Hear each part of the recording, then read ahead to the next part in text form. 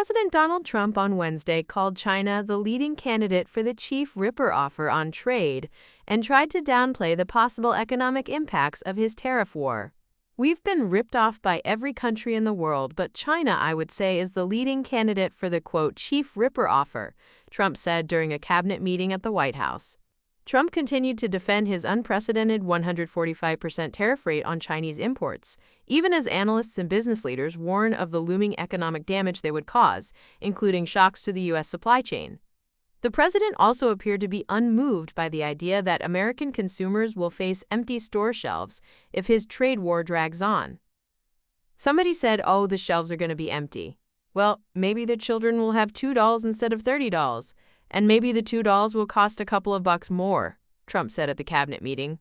Mason's tax-savvy clients typically take out loans to purchase horses rather than liquidating their assets, which would incur capital gains taxes. However, unlike with other specialized assets, such as yachts and jets, Bank of America doesn't allow clients to use horses as collateral. "Banks don't have an appetite to have a breathing, living animal as collateral," Mason said. "God forbid something happened to the horse. Then you're left with an uncollateralized loan. Clients typically take out a private credit line secured by marketable securities with a floating interest rate.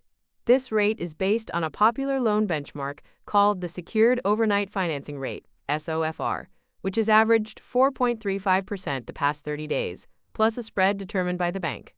The last time Americans faced shortages and empty shelves was during the COVID-19 pandemic 5 years ago. At the time, the supply chain shocks were the result of massive international trade disruptions caused by pandemic restrictions. This time, the shortages would be caused by the president's deliberate trade policies. Trump also argued that the U.S. does not need many of the products produced in China, even as the country remains a major source of U.S. imports. "They have ships that are loaded up with stuff, much of which, not all of it, but much of which we don't need," he said. For owners of successful racehorses, stud fees are far more lucrative than track winnings. Stud fees for top racehorses can top $300,000, though most are much lower, according to Mason.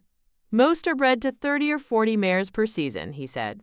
"There is robust demand for high-end racehorses, even though the sport has declined in popularity." Mason noted demand for yearlings, or young horses, is especially strong, which he credits to the increasing popularity of horse racing syndicates. Auction house Keeneland's September yearling sale generated a record $428 million last year. The average selling price per horse was $150,548, up 5.2% year-over-year, according to Keeneland.